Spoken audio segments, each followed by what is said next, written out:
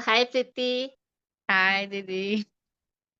प्रीति ମୁଁ ଆଜି ବାସ୍ ଏଇଟା ଜାଣିବା ପାଇଁ ଚାହୁଁଥିଲି ତମଠୁ କି ତମେ ଏବେ ଲାଷ୍ଟ 3 months ହେଲା ଗୋଟେ ହେଲ୍ଦି ଲାଇଫଷ୍ଟାଇଲ ଫଲୋ କରୁଛ। ଆଉ ହୁଁ। ତମ କଣ କଣ ତମକୁ ବେନିଫିଟ ହେଇଛି କୁହ? ଫାଷ୍ଟ ଅଫ୍ ଅଲ୍ ତ ମୋର କନଷ୍ଟିପେସନ ଦୂର ହେଲା।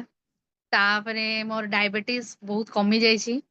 ଆଉ ମୁଁ ମେଡିସିନ 2.5 ନଉଥିଲି, ଏବେ ମତେ ସିଙ୍ଗଲ ଡୋଜ ନଉଛି। ତାପରେ ମୋ ପିଗମେଣ୍ଟେସନ ସବୁ ବହୁତ କମି ଯାଇଛି। ଏଇ ସବୁ ନାଇସ୍। ବେନିଫିଟ ମତେ ମିଳିଛି ଆଉ।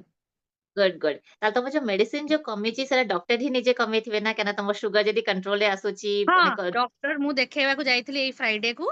ଆଉ ସେ ନିଜେ ହିଁ କମେଇଛନ୍ତି, ଦିଟା ଡୋଜ ବେଶୀ ହେଇଯାଉଛି କହୁଛନ୍ତି।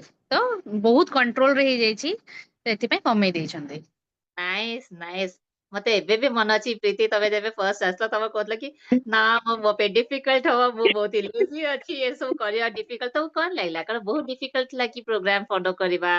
ଆ, ମାନେ ନା, ମତେ ଡିଫିକଲ୍ଟ ନଥିଲା, ଜମା ନଥିଲା।